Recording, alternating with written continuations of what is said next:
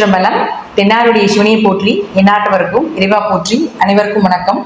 2025 எப்படி இருக்கும் அப்படிங்கிறத நம்ம பார்க்கலாம். இந்த புத்தாண்டுல 4 கிரக பயிற்சிகளாக போகுது.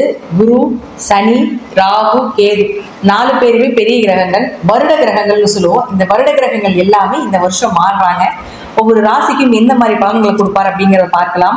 குரு பகவானை பொறுத்த வரைக்கும் பெருசா ஒன்றும் பாதிப்பை கொடுக்க மாட்டார். மறைந்திருந்தாலும் ஒரு யோகத்தை கண்டிப்பாக கொடுப்பார். இந்த ராகு வளர்ச்சியை கொடுத்தாலும் ஒரு கெடுதலையும் கொடுத்து ஒரு சம்பவத்தை செஞ்சுட்டு போயிடும். கேது அப்படின்னு சொல்லக்கூடியவர் தடை தாமதத்தை கொடுத்தாலும் கூட உங்களுக்கு என்ன மாதிரி விஷயங்களை கொடுப்பார் அப்படின்னு பார்த்துட்டீங்கன்னா, சைலண்டா செய்யக்கூடிய விஷயம் எல்லாமே கேதுங்க. எல்லாத்தையும் பிரம்மாண்டப்படுத்தி செய்யக்கூடியது எல்லாமே ராகு. வெளிப்படைய சத்தமா செய்யறது எல்லாமே ராகு. கேது சைலண்டா சம்பவம் பண்ணக்கூடியது கேது தான். அடுத்தது சனி பகவான். இந்த சனி அப்படின்னு பார்த்துட்டீங்கன்னா இந்த வருஷம் ஏன்னா இருக்கிறதுல 2.5 வருஷத்துக்கு ஒரு தடவை மாறக்கூடிய கிரகம் அப்படிங்கிறது பெரிய கிரகம் அப்படிங்கிறது நம்ம சனியை சொல்லுவோம். அப்ப சனி பகவான் உங்களுக்கு கும்பத்திலிருந்து மீனத்துக்கு போக போறார். அப்புறம் ராகுவோட இணையக்கூடிய ஒரு 2 மாதங்கள், அதற்கப்புறம் பார்த்தீங்கன்னா 2.5 வருட காலங்கள் அந்த வீட்டுலதான் இருக்க போறார். அப்ப சனி பகவான் என்ன பண்ணுவார் அப்படி அனுபவத்தையும் கொடுத்து பாடத்தையும் கற்றுக் கொடுத்து ஒரு ஆசானாக செயல்படக்கூடியவர் சனி பகவான்.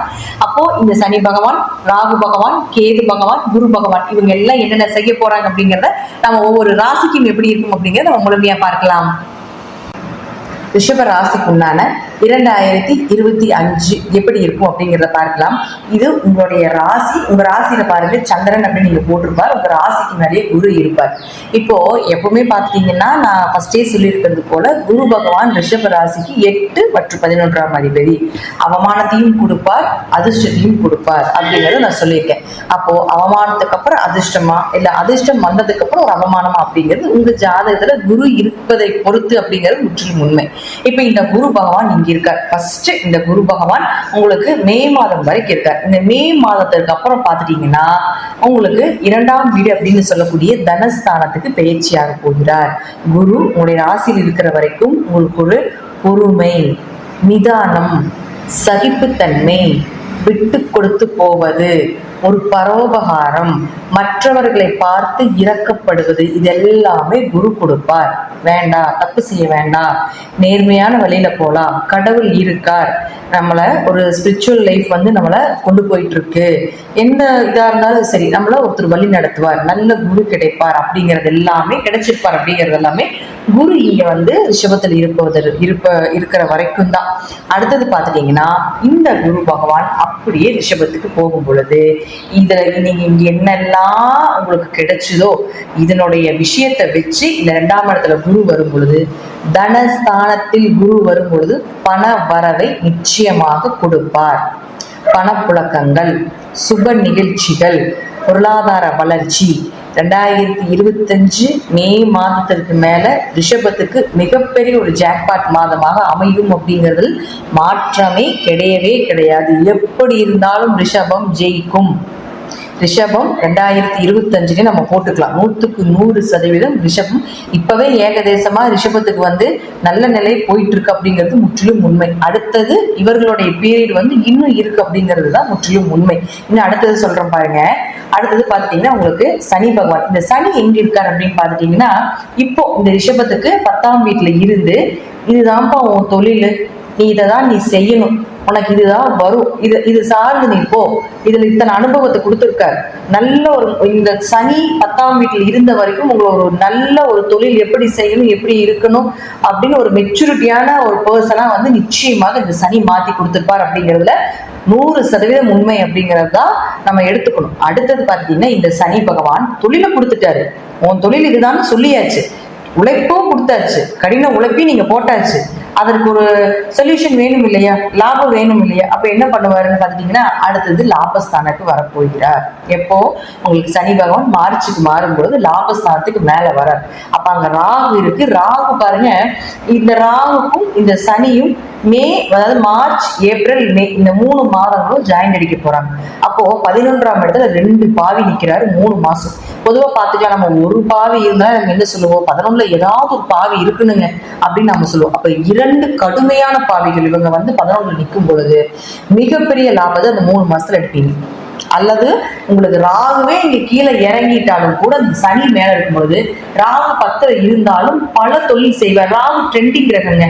ராகு வந்து 10ல இருந்துச்சுன்னா இப்ப ட்ரெண்டிங்கா நீங்க என்னதுல ஜெயிக்கலாம், இப்ப ட்ரெண்டிங்கா என்ன போயிட்டு இருக்குது, இப்ப சோசியல் மீடியா ட்ரெண்டிங்கா, அப்ப அதுல என்ன ஜெயிக்கலாம், அப்ப சோசியல் மீடியால என்ன பண்ணலாம் அப்படிங்கிறது இதெல்லாமே ராகு கொடுக்கக்கூடிய ஒரு விஷயம் தான். ராகுக்கு பேரு ட்ரெண்டிங் வைரல் கிரகம் தான் பேரு. சீக்கிரம் பிரபலப்படுத்திட்டு. அப்ப 10க்கு ராகு வந்து 1.5 வருஷத்துக்கு ஒருவர். அப்ப அந்த இந்த 1.5 வருட காலங்கள் ராகு உங்களை தொழிலில் பிரபலப்படுத்தாம அது போகவே போகாது, எழுதி வச்சுக்கோங்க. அதே போல சனி பகவான் நீங்க 2.5 வருஷம் இருப்பாருங்க 11ஆம் வீட்டுல. இந்த 2.5 வருடம் காலமும் உங்களுக்கு நீங்க டெய்லி எழுதி வச்சுக்கோ, உங்களுக்கு உண்டான பீரியட். இது எனக்கான வாழ்க்கை, நான் ஜெயிப்பதற்கான வாழ்க்கை, எனக்கு என்னுடைய வாழ்க்கை வந்துட்டே இருக்கு, என்னுடைய எதிர்காலம் வந்துட்டு இருக்கு அப்படிங்கறத விஷயம் ரொம்ப கஷ்டப்பட்டு இருக்கக்கூடிய ஒரு ராசி. லாஸ்ட் ஒரு 2 வருஷத்துக்கு முன்னாடி இப்போ ஒவ்வொரு படியா மேல ஸ்டெப் ஏறியாச்சு. இந்த ஏறின ஸ்டெப்புக்கு கண்டிப்பாக ஒரு வளர்ச்சி இருக்கணுமா? அப்ப அந்த வளர்ச்சி யாரு கொடுக்க போகிறாருன்னா இந்த ராகும் சனி. இவங்க 2 பேரும் மாறக்கூடிய நாட்கள் உங்களுக்கு பொற்காலம். குபேரன் உங்க வீட்டில் வாசல் செய்யக்கூடிய காலம் நீங்க எழுதி வச்சுக்கோங்க. இந்த சனி பகவான் இங்க இருக்கிற வரைக்கும் உங்களுடைய பண வளர்ச்சி அப்படிங்கிறது நிச்சயமா உண்டு. அடுத்து கேது பகவான். கேது பாருங்க உங்களுடைய ராசிக்கு 4ஆம் வீட்டுக்கு வருவார். இப்போ கேது வந்து சைலண்டா சம்பவம் பண்ணிட்டு போறது கேது. வெளிப்படையா கத்தி கூச்சல் போட்டு அவமானப்படுத்தி எல்லாத்துக்கும் தெரியற மாதிரி இருக்கக்கூடிய இது ராகு. அதனாலதான் நம்ம என்ன சொல்லிட்டோம், ராகு ஒரு வைரல் கிரகம் அப்படிங்கறத நம்ம வெளிப்படையா சொல்லிட்டோம். கேது அப்படி கிடையாது, சைலண்டா இருந்து இந்த எப்படி சொல்றதுன்னா அமைதியா இருந்து நம்ம சொல்லுவோம் இல்லைங்களா, மூச்சு உம்முன்னு வச்சுட்டு இருக்கிறாங்க, இப்படி இருக்கிறாங்க பார்த்தாலே நமக்கு தெரிஞ்சிருக்கணும் அப்படின்லாம் நம்ம சொல்லுவோம் இல்லைங்களா. இது எல்லாமே இந்த கேது பண்ணக்கூடிய வேலை தான். இப்போ இந்த கேது 4ஆம் இடம்னு சொல்லக்கூடிய தாய் ஸ்தானம், ஆரோக்கிய ஸ்தானம், வண்டி வாகன ஸ்தானத்துக்கு வரும்பொழுது இந்த விஷயத்துல கொஞ்சம் கவனமா இருந்துக்கணும். என்னதான் ராகு உங்களுக்கு யோகத்தை கொடுத்தாலும், என்னதான் சனி வந்து உங்களுக்கு பெரிய அளவுக்கு வளர்ச்சியை கொடுத்தாலும் கூட ஆரோக்கியத்துல கவனமா இருந்துக்கணும். வண்டி வாகனங்கள் வாங்குறதுல கவனமா இருந்துக்கணும். வீடு மனை சொத்துக்கள் வாங்குறதுல கொஞ்சம் கவனமா இருந்துக்கணும். 4ஆம் இடம் அப்படிங்கிறது பாத்துட்டீங்கன்னா உங்களுடைய மனம்னு சொல்றோம், உங்களுடைய மனசாட்சின்னு சொல்றோம். அப்ப கேது என்னதான் ஒரு மனசாட்சி கிரகம் தான், அது இல்லைன்னு நம்ம சொல்ல மாட்டோம். ரொம்ப அதிகமா மனசாட்சிக்காக நீங்க இது பண்ணி நிறைய பொருளை இழந்துடாதீங்க அப்படிங்கிறது தான் இந்த கேது அந்த 4ஆம் இடத்துக்கு வரும்போது நமக்கு சொல்லிக் கொடுப்பாரு. சோ இதுல எல்லாமே கொஞ்சம் கவனமா இருந்து செயல்படுத்திக்கோங்க. கேது மட்டும்தான் லைட்டா மைனஸா இருக்குதே தவிர மற்றபடி அதற்குண்டான விஷயத்தையும் நான் உங்களுக்கு சொல்லிட்டேன். மற்றபடி குரு, சனி, ராகு மே மாதத்திற்கு மேல மிகப்பெரிய ஒரு ஜாக்பாட் அடிக்கக்கூடிய ராசி ரிஷப ராசி. அதே போல மிகப்பெரிய கோடீஸ்வர யோகமும் இந்த ரிஷப ராசிக்கு உண்டு. ரிஷப ராசிக்காரர்களே, நிச்சயமாக இந்த வருடம் உங்களுக்கு உண்டான வருடம். இது மட்டும் இல்ல, அடுத்த வருடமும் உங்களுக்கு உண்டான வருடம் அப்படிங்கிறத மறந்துடாதீங்க. சனி பகவான் 2.5 வருட காலங்கள் இங்க இருக்கிற வரைக்கும், ராகு 1.5 வருட காலங்கள் இங்க இருக்கிற வரைக்கும் நீங்க எதிர்பார்த்ததெல்லாம் நிச்சயமா நடக்கும். அதே போல உங்களுக்கு உங்களுடைய அம்மாவுடைய ஆரோக்கியத்துல கொஞ்சம் கவனமா இருந்துக்கோங்க. நாளில் கேது வரும்பொழுது தாய்க்கு ஏதாவது கண்டங்களாகவோ தாய்க்கு மருத்துவ செலவுகளோ ஏதோ ஒன்று வரும் அப்படிங்கிறதும் நம்ம எடுத்துக்கலாம். நன்றி. மீண்டும் ஒரு நல்ல பதிவில் சந்திக்கலாம். திருச்சிற்றம்பலம், தில்லையம்பலம், ஸ்ரீ நரசிம்ம திருவடியிலே சரணம்.